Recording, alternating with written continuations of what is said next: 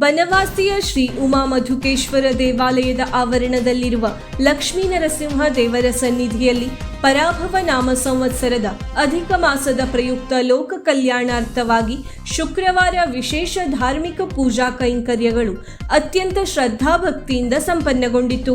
ವೇದಮೂರ್ತಿ ಶ್ರೀರಂಗ ವಿನಾಯಕ ಮಂಗಳೂರು ಅವರ ನೇತೃತ್ವದಲ್ಲಿ ಅಧಿಕ ಮಾಸದ ಪುಣ್ಯಕಾಲದ ನಿಮಿತ್ತ ಬೆಳಿಗ್ಗೆಯಿಂದಲೇ ದೇವರ ಸನ್ನಿಧಿಯಲ್ಲಿ ವಿವಿಧ ಪೂಜಾ ಕಾರ್ಯಕ್ರಮಗಳು ಜರುಗಿದವು. ಸ್ವಾಮಿಗೆ ವಿಶೇಷ ಫಲ ಪಂಚಾಮೃತ ಅಭಿಷೇಕ, ಸಹಸ್ರ ತುಳಸಿ ಅರ್ಚನೆ, ಲಕ್ಷ್ಮೀನಾರಾಯಣ ಹೃದಯ ಪಾರಾಯಣ ಹಾಗೂ ಮಾತೆಯರಿಂದ ಸಾಮೂಹಿಕ ವಿಷ್ಣು ಸಹಸ್ರನಾಮ ಪಾರಾಯಣ ಭಕ್ತಿಪೂರ್ವಕವಾಗಿ ನಡೆಯಿತು.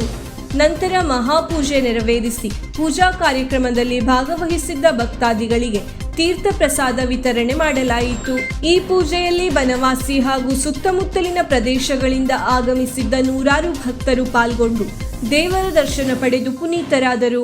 ಈ ಸಂದರ್ಭದಲ್ಲಿ ದೇವಾಲಯದ ಆಡಳಿತ ಮಂಡಳಿ ಸದಸ್ಯರು, ವೈದಿಕರು ಹಾಗೂ ಊರಿನ ಪ್ರಮುಖ ನಾಗರಿಕರು ಉಪಸ್ಥಿತರಿದ್ದರು.